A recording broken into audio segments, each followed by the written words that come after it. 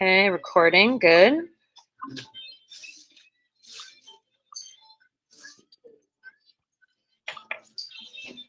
All right. Hey, welcome back. It's an exciting day. It's beautiful weather out there. So if you want to work outside today when we're doing the carving stuff to our lidded jars, feel free. I've set one table out there already. I can set up the second table. You can sit on the grass. It's just a really lovely day out there. So if you want to do that, totally fine. People at home, same. Go outside, work on your clay. It'll be lots of fun. The other reason it's exciting is plates have been fired, and so they are sitting either on the slab roller or that little cart over there. They are fired, ready to go, and I'm going to talk about glazing them today. So after you're done with your carving today, you might be glazing. And the other exciting thing is your glazed tiles are out of the kiln. And so I'm going to show you, those of you who glazed your tiles, I know not everybody did, but for people who did glaze your tiles, I'm going to show you how to make a wire hanger so they can actually turn into a wind chime. So lots of things happening today, but first we're going to jump into the raku facet of what we're doing, because that's our new project, the raku lidded box. So if you have your project out, please just throw a bag over it so you're not distracted. Put your phones away, files to the side, and want everybody paying attention. So I'm going to show you the next step for today. All right. So first off, a quick reminder. This is your raku project, which means it's being made from raku clay, which means that it's going to be fired outside if you choose to fire it. And it's going to be fired like in that middle picture with a lot of pyrotechnics and flame and sawdust and tongs and protective gear next Friday. Okay, not this Friday. We have a guest speaker this Friday for our Flex Friday, but next Friday after third hour, I'm going to be asking you to sign up for shifts. So you don't have to stay for the whole day. But if you are able to come for a 2-hour span, and we'll try and make sure that your piece gets fired while you're here for that 2-hour span, 2 to 3 hours, that would be great. That way not everybody's here at the same time anyway. So I'll talk more about that as that date comes up. But just know next Friday is the day that we are raku fired. So for this project, you can turn it into a jewelry box, a candle holder, an incense holder. It can be something that you keep your pocket change in, garlic. It's really kind of up to you. If it's going to be a candle holder or incense holder or garlic holder, though, you're probably going to need to cut some holes in the sides so that the garlic can breathe or the light can shine out or the incense smoke can get out. So that would be done today. I'm not going to talk much about that, but it will be done after the carving step, which we'll be doing today. So just putting that out there. If you're going to need light to shine out, smoke to come out, you're going to need some holes in there for that to happen. So just a reminder about that. You all got a block of raku on Thursday last week. If you weren't here on Thursday and didn't get raku, you're going to come and get it from me today because I do not have it sitting out. So let's see what you remember. So this box is going to be created using the kurinuki technique. Can anyone remind me what is the kurinuki technique? Tatum, do you remember? Japanese. It is 100% Japanese, yes. And what is it literally? What does it mean? What are we doing to make this box?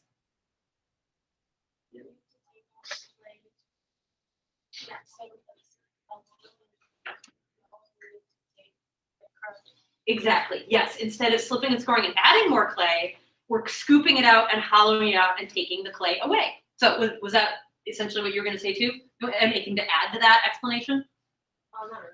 Okay, all right. So yeah, it's a subtractive technique instead of an additive technique. And today is where you're really going to start to do some subtracting of the clay that's in the center. So this project is also going to feature a wabi-sabi aesthetic. Can someone tell me what wabi-sabi means? Off balance, yep, that could be one way to describe it. What's another way to describe it?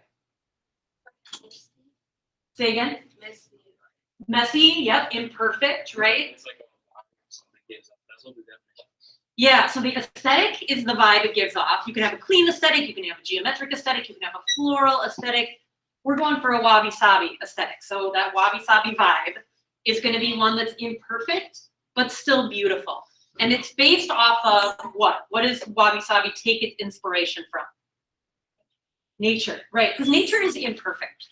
You look at any rock or twig or leaf or blade of grass out there, it's not going to be 100% geometrically symmetrical and perfect. So Wabi Sabi is truly based on that aspect of there is perfection in imperfection, or there is beauty in imperfection. So the joy of that is that there's not a right or wrong way for your pot to look. It's really kind of based on your gut instinct about whether it looks right to you. So I'm going to show you a video now of the stuff that you're going to be doing for today. So take a look and a listen. Just a short little video. So this we did last week. We got a solid block of raku, paddled it, smacked it around a little bit. If you didn't add a texture on the top, maybe consider doing that today, top and bottom.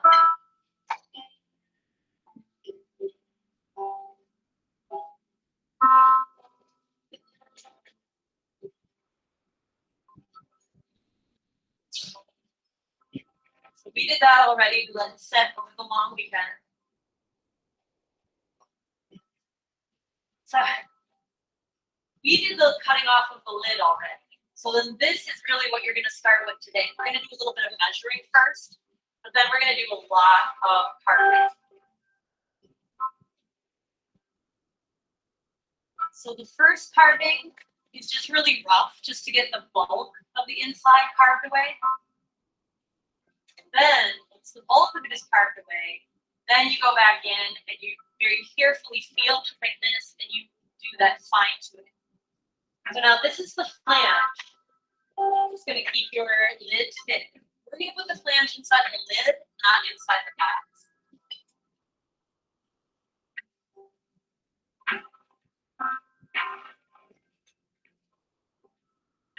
We have a blowtorch to help them with the drying out process.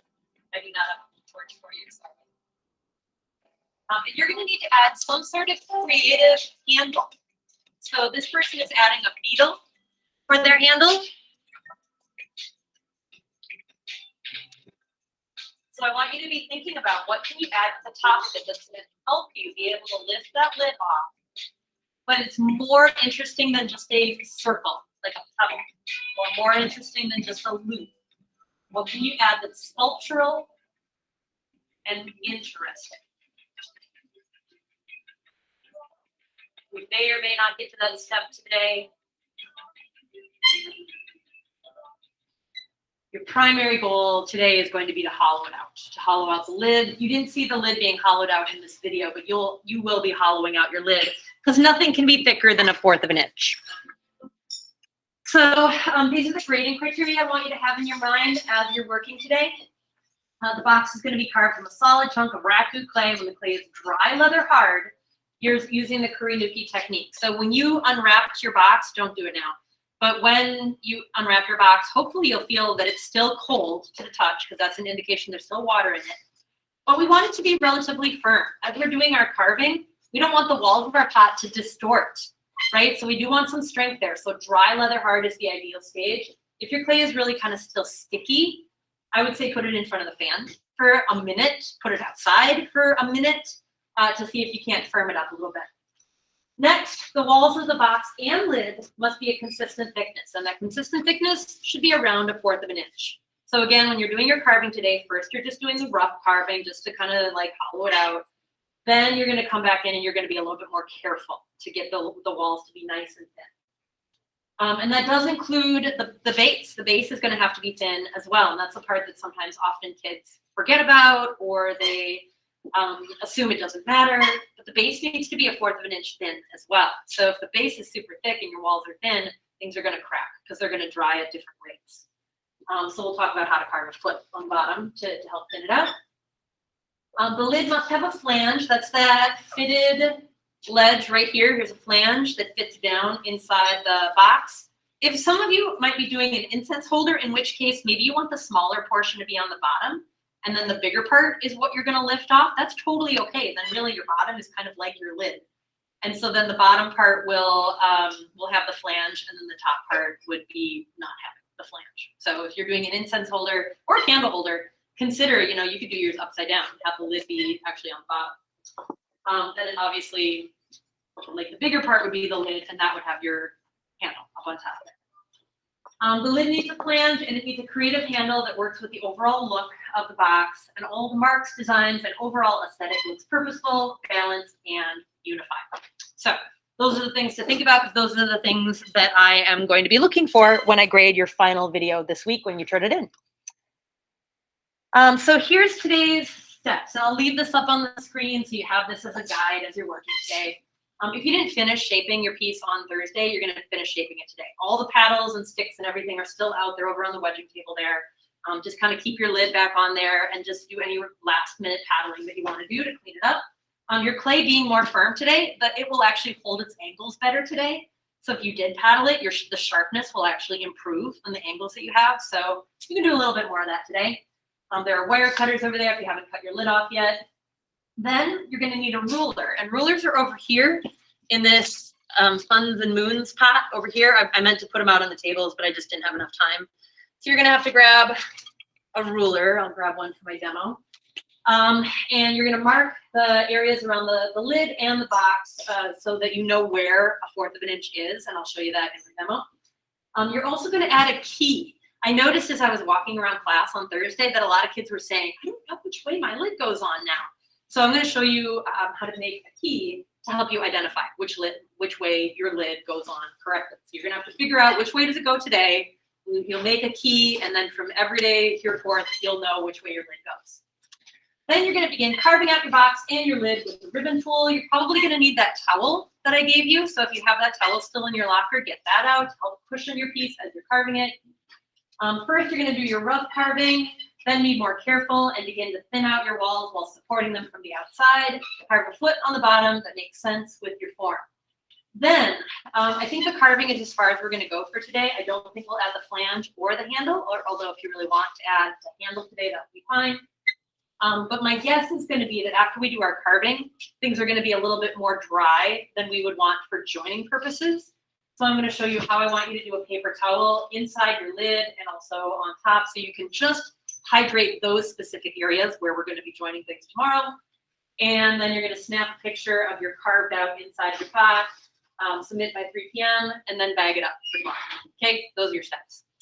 So I am going to keep those steps up on the screen. And I'm going to call you guys over around table 9 so I can show you some of the finer details of all of that junk in a demo. Tatiana, could you flip on the lights before you come over, please?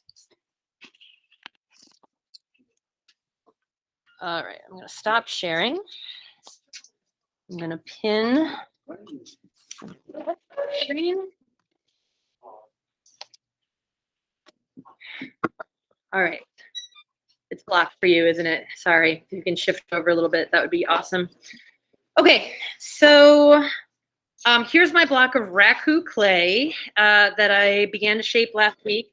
I used this tool first to get this little like pebbly texture. And then I didn't feel like that was enough. So then I also used this stick to make some of those big kind of crags in the rock, those big creases.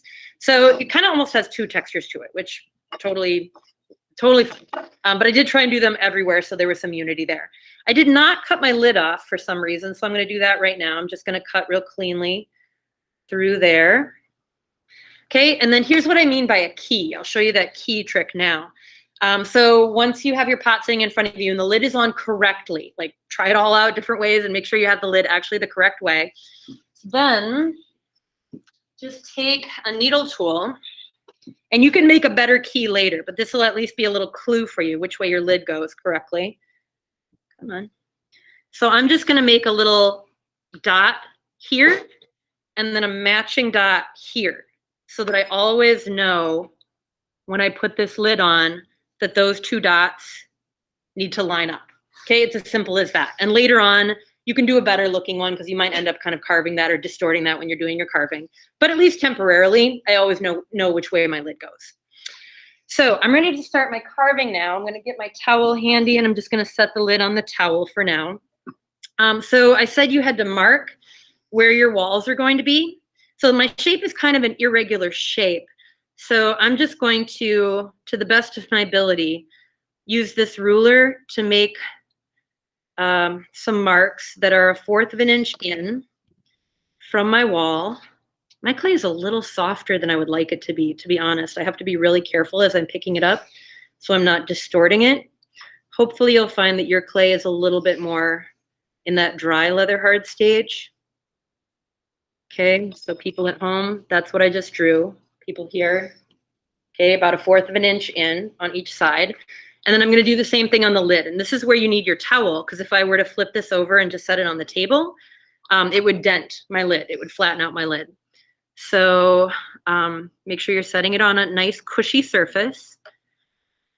And then do the same thing on the lid. You won't have as much to carve on the lid or whatever piece is smaller for you, but you will have to do some carving.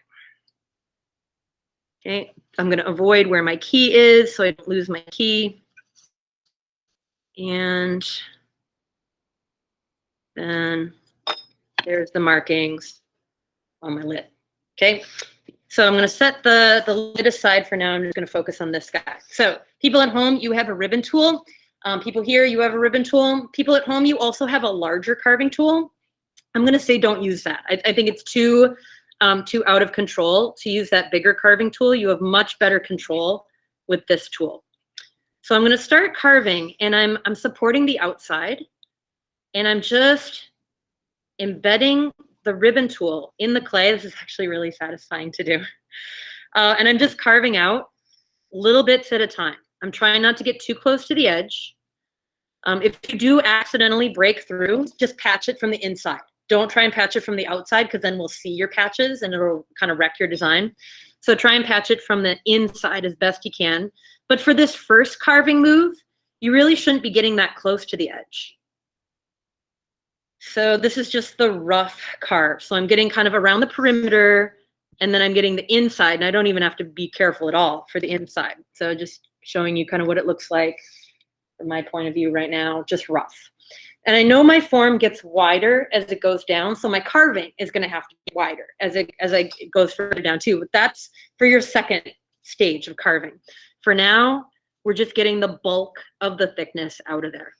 And any extra raku that you pull out of there, if it's still pretty soft, maybe have a bag standing by and just throw it in a bag, because this is going to be clay that you can use to make your flange and clay that you can use to make your handle tomorrow. So just keep that in a separate little clay bag in your locker. If the clay that you pull out is really kind of dry and it doesn't seem like it's very soft or moldable, then I'll set up a place to recycle the raku. But let's try and reuse it if we can. Let's be efficient with it. Okay, so now I feel like I'm getting close to the bottom. It's a little hard to tell. Obviously, I don't want to break through. So I'm just going to be starting to be done with perhaps this first phase of carving. I'm going to let that set up a little bit. I could put it outside in the sun, put it in front of the fan for a little bit, but I'll come back to that in a sec. Now I'm going to do the rough carve on the lid, and I'm using the round side. That's just personal preference. You can use the more angled side if you wish. Now it's really important both with the lid and also around the rim of the box that you don't distort them. So that's where if the clay is dry leather hard, you're going to be in better shape because it's going to be less movable. My clay is kind of soft. So if I end up distorting the lip of my pot, or if I end up distorting the lid, I'm going to have to reshape it, kind of push it back so it fits, so it's flush with the lid and the box again. So I'm trying to support the outside so that I don't move those walls around too much. Okay, so I just scooped out and did the rough carve on the inside. And I can kind of feel, if I put one finger inside and one finger outside, I can kind of feel how thick it is. So more carving needs to be done there, but that's kind of enough for my rough carve for now. So then I'm going to come back to this guy, and I'm going to start doing the more delicate carvings to try and actually thin out these walls so they're more consistent in their thickness. So before I did a lot of carving like this, where I was hanging onto the tool and I was turning the pot and I was kind of carving almost horizontally, you would say, like carving down each layer horizontally. Now I'm going to be pulling the tool vertically and doing more carving in this way, little by little, taking off littler chunks at one time so that I don't go too far. If I accidentally go too far, of course, you can patch it and fix it from the inside, patch it with a little Band-Aid of some of your extra clay that you carved out. Be careful not to take your 1/4 of an inch thickness away from here. If you thin out these areas too much, you're going to lose that area of precision where the flange needs to go. So just try and carve that interior area one little tiny bit at a time. And because my form is wider at the bottom, I'm almost doing an undercut. I'm carving deeper under here because I know that it's thicker down at that bottom part. So what I want to see for today is this inside part carved, both the rough carve and then the more delicate carving where you're getting it to be 1/4 of an inch thick. I would love to see something on the bottom that kind of acts like not only like a foot, but something that's going to make it less thick at the bottom. So I'm going to do some carving. I'm using the pointy side here now, and I'm making kind of an irregular carved foot that kind of blends in with some of my paddle marks. And so it's going to thin out that foot, but it's going to be cohesive with the rest of the pot. So I'll continue to work on that, but just a little something that's going to thin it out a bit at the bottom. And then once all your carving is done for today, this is the area that the flange needs to go. So that's the area that we need to keep nice and hydrated. And then on the top where your, bless you, where your handle is going to go, that also needs to stay hydrated. So a little bit of paper towel. Don't even need very much, but a little bit of paper towel inside that lid to keep that inner space hydrated. So tomorrow we can add the flange, and then a little bit of wet paper towel up where the handle will go. And then for today, I'd like you to store this on your tray, not on top of each other, but just right next to each other. So that because this is getting rehydrated, it could get kind of sticky and it might stick to your pot. So we do want to keep them separate today. That's how you can photograph them. Actually, even better would be if you photographed it like this, so I can see that you did the carving on the inside of the pot, the inside of the lid, and then just bag it up just like this for tomorrow on your tray. Okay, now I'm going to chat with my people who are at home. Folks who are here, you guys can go ahead and jump into this and start your carving. However, wait. I will be asking you to pause in about 10 minutes. So I can talk about glazing plates and I can talk about making hangers for your tiles. Okay, so there will be an interruption in your work in about 10 minutes. Can I do mine outside? Yeah, absolutely. Bring your stool out there. There's already a table out. I'll set up another table in a little bit. All right, people who are at home, you are going to get my full attention as soon as I stop this recording.